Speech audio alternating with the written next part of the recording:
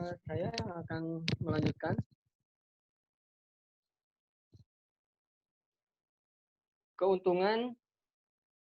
Keuntungannya bila dibandingkan dengan konstruksi bangunan lainnya seperti beton ataupun kayu, menggunakan konstruksi baja memiliki beberapa keuntungan, yaitu satu, Bang Arman kirim lagi baru, kirim linknya kamu. Bang Arman kamu kemana lagi? Satu, lebih ringan, mudah dibongkar atau dipindahkan. Konstruksi dapat digunakan pada kesempatan kedua atau dapat digunakan berkali-kali. Terus cenderung mudah dipasang, dan terakhir mudah dipesan dengan ukuran, bentuk, serta mutu tertentu. Juga ada kekurangannya. Kekurangannya yaitu meskipun memiliki kelebihan, konstruksi baja juga memiliki kekurangan, yaitu satu, bila konstruksi baja terbakar, maka kekuatannya akan berkurang. Dua, mudah berkarat sehingga membutuhkan perawatan yang ekstra. Tiga, dikarenakan biaya yang cukup besar atau pengiriman. Dan terakhir, memerlukan tenaga ahli untuk membongkar maupun memasang konstruksi baja tersebut.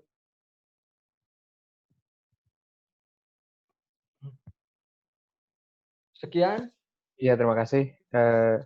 Sekian presentasi dari kita. Mungkin pertanyaan, Pak?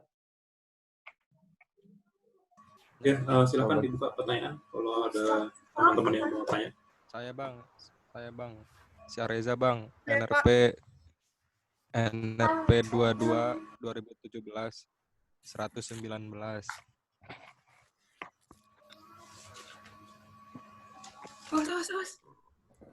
Si Areza Bang mau nanya Bang. Ya. NRP 22 2017 119. Iya, gimana? Ya Silahkan. kan tipe baja tuh kan ada banyak ya Bang ya. Iya. Nah, saya tuh mau nanya, tipe baja apa sih yang paling bagus digunakan untuk konstruksi perumahan? Oke, baik. Terima kasih untuk pertanyaannya. Mungkin Ya, kita Bang. tampung dulu. Makasih Bang. Berapa pertanyaan ya, Pak? Bebas sih, 3 dulu aja. Terus jawab, terus nanti lanjut lagi. Oke. Bang mau nanya. Oh, itu. Saya mau nanya. Dilan. Satu-satu siapa tadi? Dilan dulu deh. Oh, Salma siapa? Salma Dwianda. Siapa tadi? Iya. Oh, Gratelin. Jadi siapa dulu? Ya udah, Tete aja dulu. Iya, Sof, siapa aja dulu? Iya. Ya udah saya aja.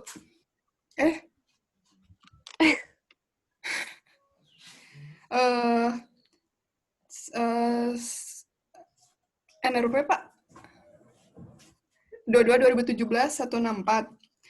Saya mau nanya, kan tadi ada beberapa banyak tipe baja. Nah, pada saat kapan aja baja tunggal sama baja double itu dipakainya kapan?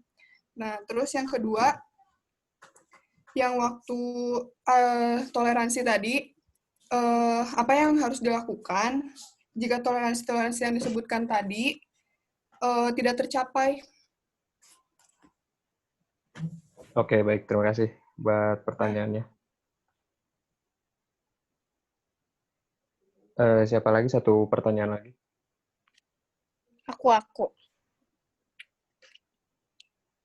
Gratelin. Ya, boleh. Silahkan. NRP saya 22 2016 130. Gratelin. Mau bertanya, ada berapa keuntungan dalam melakukan konstruksi baja? Sebutkan keuntungan-keuntungan tersebut. Oke, makasih.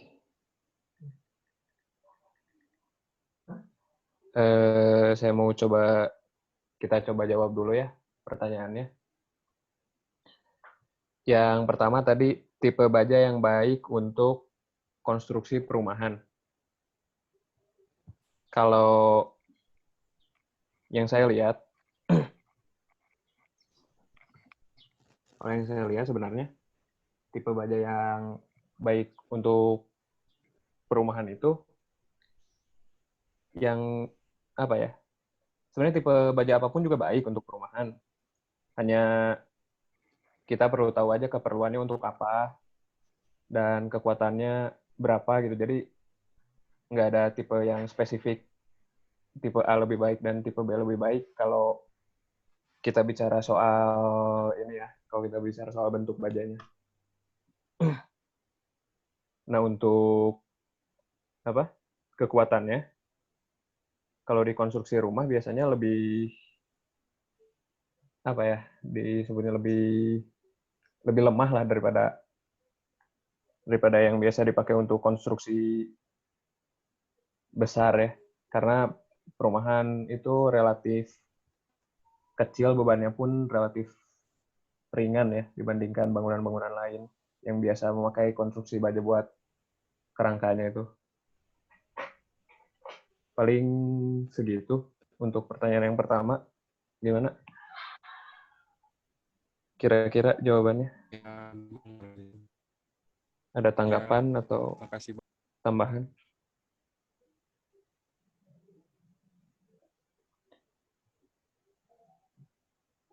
Yang kedua kita coba jawab dulu ini ya, yang keuntungan dalam konstruksi baja.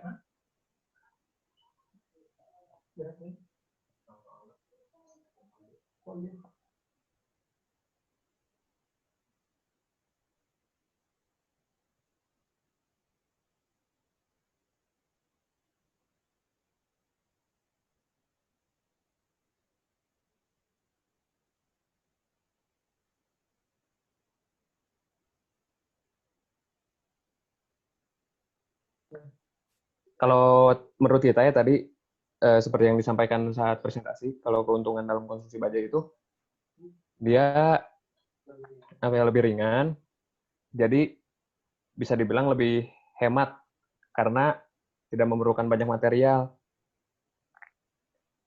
Dan walaupun harganya itu cukup mahal, tapi sebanding dengan kekuatan yang diberikannya.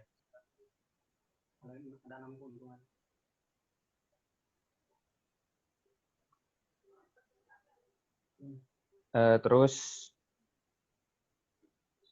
ada juga kalau konstruksi baja itu karena dia bentuknya lebih kecil, jadi lebih fleksibel untuk untuk membentuk kerangka lah. Karena kalau konstruksi konkrit, beton, dia kan relatif besar, jadi cukup menghabiskan ruang dan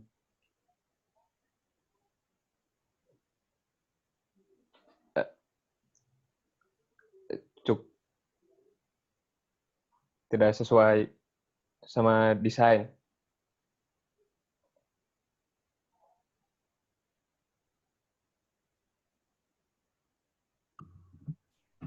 Saya mau menjawab pertanyaan dari Gratelin, apa keuntungan konstruksi baja. Yang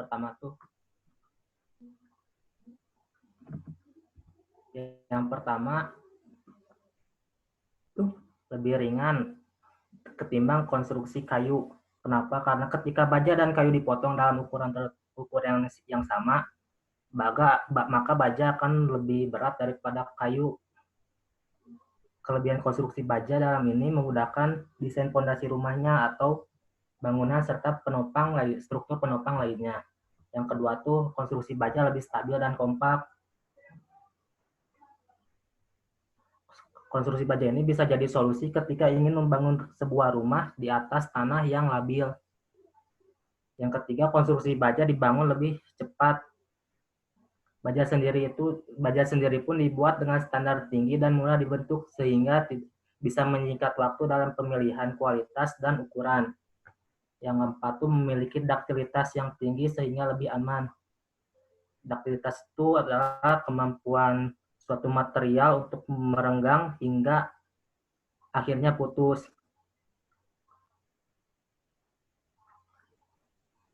Akan memberikan tanda-tanda pembengkokan ketika beban yang diangkut terlalu berat sehingga memberikan waktu yang cukup untuk mengantisipasi keruntuhannya. Yang kelima, konstruksi baja aman di kantung. Selain faktor kekuatan dan keamanannya, baja juga memiliki faktor yang menjadi salah satu pertimbangan penting. Meski harganya mahal, konstruksi baja nyatanya awet dan bisa didaur ulang. Yang keenam itu konstruksi baja ramah lingkungan. Maksudnya ramah lingkungan tuh konstruksi baja itu bisa didaur ulang. Konstruksi baja itu bisa didaur ulang menjadi produk lain sehingga tidak dapat digunakan lagi. Itulah yang membuat baja menjadi material paling banyak didaur ulang. Sudah.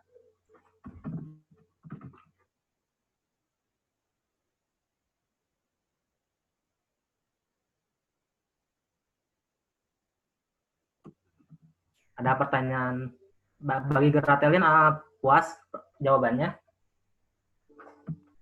Ya, terima kasih.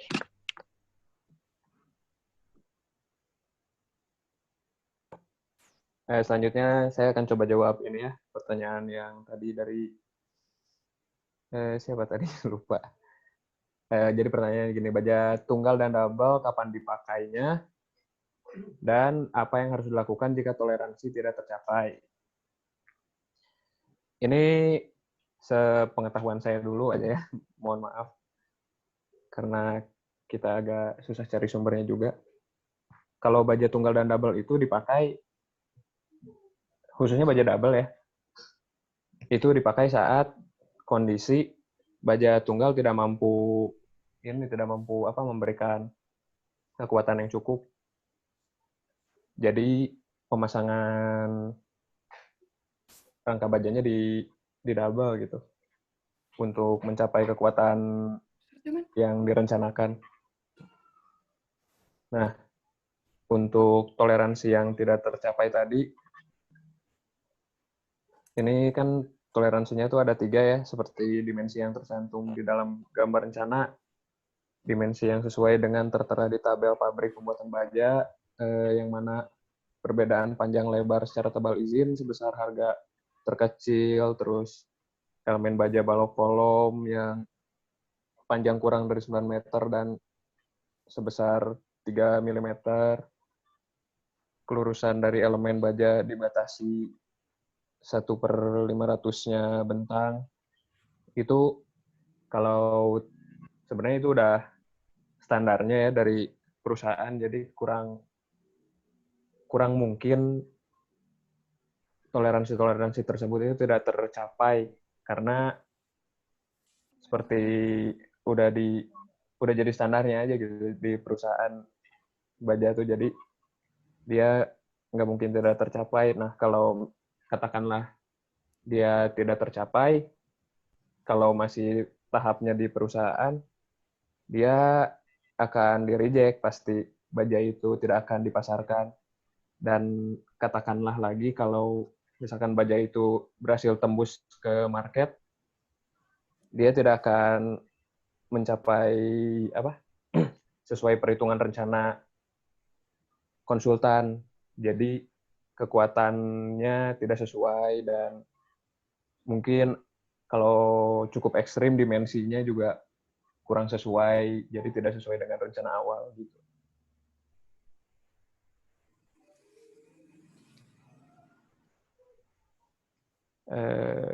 Bagaimana? Mungkin segitu yang bisa saya jawab. Iya. Ya, cukup. Oke, makasih. Salma. Ya, makasih. Paling sesi tanya jawabnya cukup sekian mungkin ya, Pak. Tambahin lagi deh, satu lagi deh. Ada yang mau nanya? Mau nanya, Ji. Satu sesi lagi. Jangan Pak, searching aja tuh. Nanya lagi deh. Ji mau nanya, Ji. Iya, boleh Dilan deh. Satu lagi. Nama Dilan Ridani, NRV 22 2016 080. Jadi mau nanya, kan itu tuh struktur baja tuh pakai sambungan kan, kalau mau semuanya jadi pakai dari struktur baja. Iya. Nah, itu tuh ada pakai baut, las sama baut keling kan ya. Iya. Nah, pas lebih baiknya pakai apa?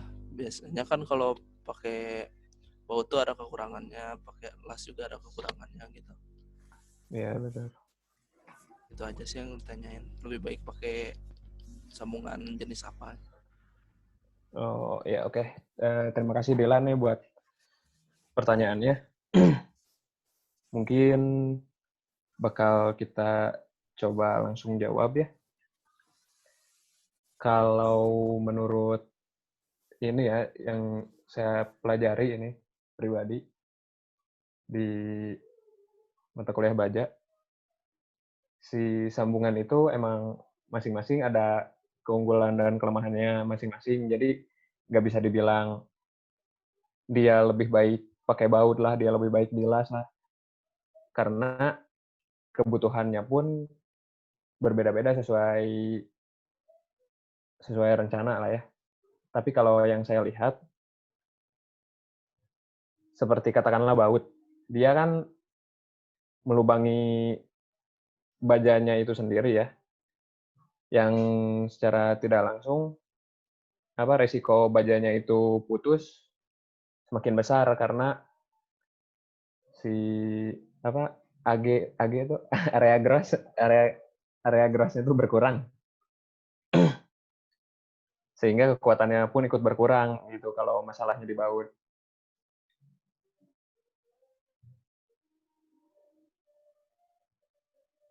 Untuk kelas saya agak lupa sebenarnya masalahnya di mana. Mungkin teman-teman ada yang bisa bantu jawab.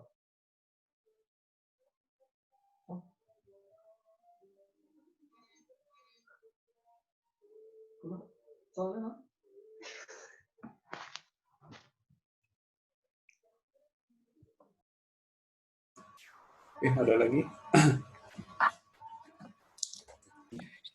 Nggak boleh nanya lagi? Ya, sok tanya.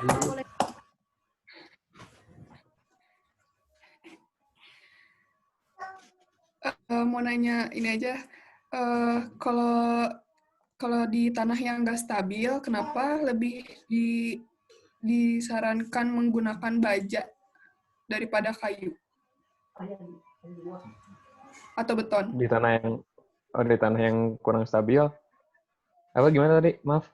Ya, kalau di tanah yang kurang stabil, kenapa lebih disarankannya menggunakan baja Oh, oke. dibanding kayu sama beton? Untuk struktur apa?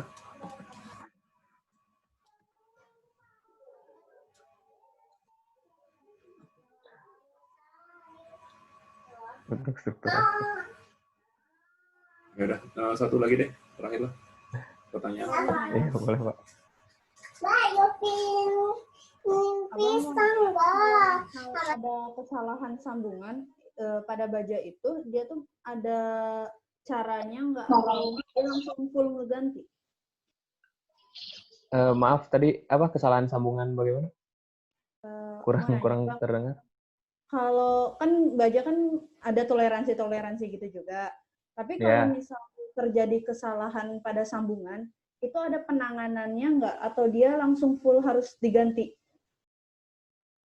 Oh, oke. Kalau terjadi kesalahan di sambungan, sebenarnya harus, kalau seperti ini ya, kalau katakanlah dia dipasangnya dengan baut.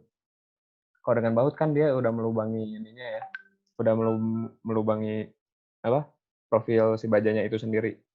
Sebenarnya nggak langsung diganti pun bisa, hanya saja tetap ditambal dengan plat baja misalkan. Jadi kekuatannya tetap tercapai. Nah, untuk sebenarnya kalau masalah sambungan itu aja sih. Kalau kerusakannya udah cukup ekstrim, kayak misalkan kekuatannya tuh turun banget, nah itu baru harus diganti semua profilnya. Karena ya tadi kekuatannya tidak tercapai. Jadi tidak sesuai dengan desain awal gitu.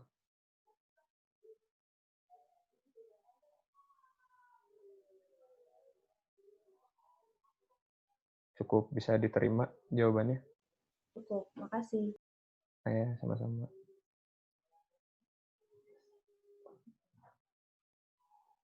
Paling sekian, Pak, dari kita. Tadi yang tanah tidak stabil itu tadi gimana ya? Oh, yang tanah tidak stabil. Bentar, Pak. Iya, kalau yang struktur bawahnya, Pak. Kenapa lebih baik pakai baja daripada pakai fondasinya gitu maksudnya? beton? Iya.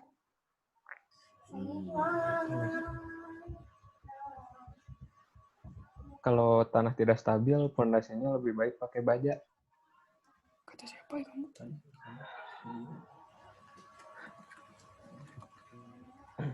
Mungkin ini ya, kalau yang tanah tidak stabil itu, kenapa pakai baja? Ini cuma opini saya aja. Jadi, biasanya tanah jenis kayak gitu, posisi tanah kerasnya itu kan ada jauh di bawah, jauh di dalam gitu. Jadi harus dipancang, tapi biasanya pancang juga ada yang beton. Mungkin lebih stabil sih kalau pakai baja. Dia lebih kuat juga, jadi nyampai ke tanah dasar gitu. Menurut saya sih kayak gitu. Ya. Ya. Terima kasih sudah bertanya.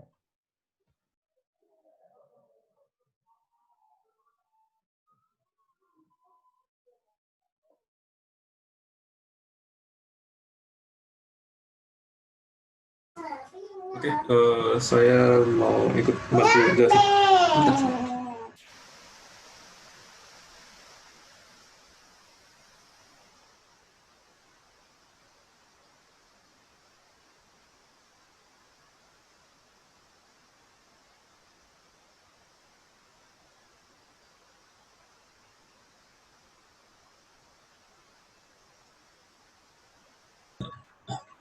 Oke, ini untuk fondasi pancang. Biasanya kalau yang miring-miring sering pakai disebutnya butter pile gini. Ini banyak yang dipakai baja karena lebih gampang pasangnya.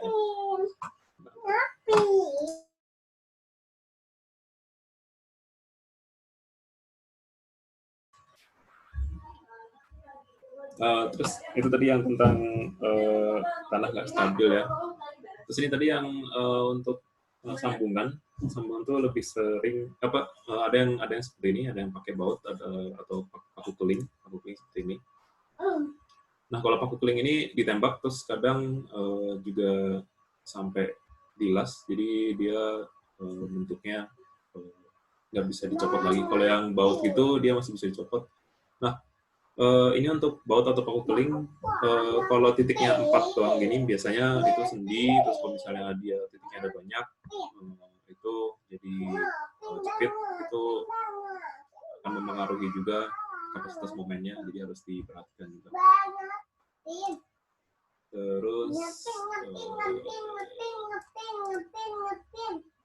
Terus habis itu ini ada yang las. Sini ada yang las. Kalau las itu juga harus dihitung ininya, panjang lasnya, terus itu sudut lasnya dan lain-lain juga. Itu harus diperhatikan dulu. Terus tadi apa lagi ya? Kalau untuk perumahan itu biasanya baja dipakainya hanya untuk atap karena itu keuntungannya adalah lebih cepat dikerjain daripada kayu, karena mereka ukurannya udah ada, tinggal dipasang-pasang, dibuat baut, selesai. Terus kekuatannya juga jauh lebih kuat daripada si kayu. Karena kayu bisa kropos dan lain-lain, kalau baja ringan bisa tahannya lebih lama. Oke, mungkin itu aja. Ada yang mau ditanyakan lagi nggak ya?